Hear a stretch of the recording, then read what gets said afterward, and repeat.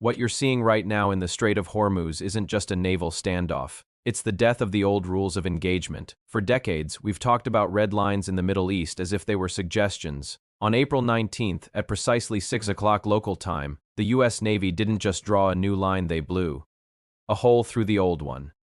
Let's look at what they aren't telling you in the mainstream headlines. The strike on the MV Tusca by the USS Spruance wasn't a skirmish. It was a surgical demonstration of kinetic dominance. By putting 5-inch shells directly into the engine room, the Pentagon sent a specific, calculated message to Tehran: we are no longer interested in turning your ships around, we are interested in taking them. But the real story is happening in the invisible layer. While you see the massive silhouettes of the USS Gerald R and the Abraham Lincoln, the real killer is Task Force 59. This is the U.S. Navy's AI-integrated drone fleet. They have mapped the acoustic signature of every single Iranian-linked hull, even if a tanker swaps its flag to Botswana or turns off its transponder. Tactics Iran has used for years to bypass sanctions. The AI identifies the ship by its propeller's unique sound and thermal profile. The Gulf has been turned into a digital fingerprint scanner. There is nowhere left to hide. Why now? Because the Islamabad talks on April 11th didn't just fail, they exploded. My sources indicate that Iran's 10-point proposal included a demand for the total withdrawal of U.S. assets from the region as a prerequisite for opening the strait. The Trump administration's response? A total naval blockade. What happened in that hotel in Islamabad wasn't a negotiation. It was an ultimatum that Tehran thought was a bluff. They found out on Sunday morning that it wasn't. Now look at the rhetoric. Trump's Truth Social posts about Power Plant Day and Bridge Day are being dismissed by some as unhinged. They aren't. In the world of elite geopolitical strategy, this is escalation dominance. By signaling that the U.S. is willing to target civilian infrastructure, power grids, and transportation hubs, Washington is telling the URG that their asymmetric advantages like naval mines and fast attack swarms are irrelevant if the lights go out in Tehran. It's a move intended to fracture the regime from the inside by making the cost of the blockade unbearable for the 90 million people living there.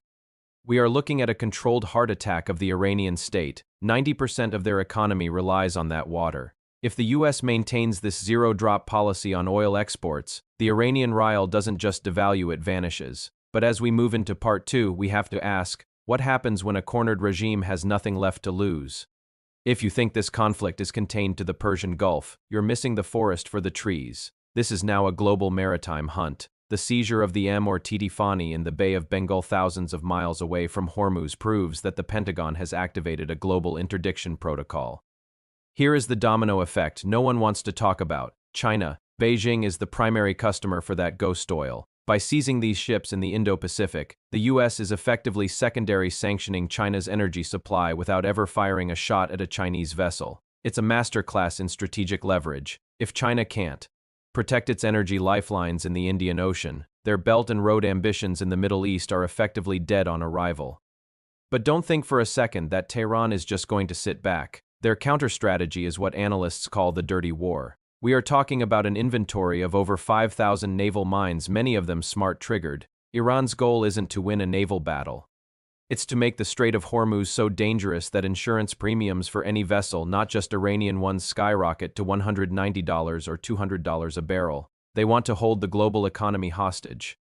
The URG's fast attack craft swarms are designed to overload a destroyer's Aegis system. If you throw 40 boats at a single ship, even the best defense system has a leak rate. However, the Pentagon has quietly deployed classified laser-based defense systems to the Gulf. We are seeing a transition from traditional kinetic interceptors, which cost $2 million per shot, to directed energy weapons that cost $1 per shot. This flips the math of asymmetric warfare back in favor of the U.S. Navy. So where does this end? We are in the endgame phase. The U.S. is betting that the internal pressure from the blockade and the threat of total infrastructure destruction will force an unconditional surrender at the next round of talks in Islamabad. But there is a massive risk, the nuclear pivot, if the URG perceives that the regime's survival is at zero. They may decide that their only life insurance is a rapid nuclear breakout.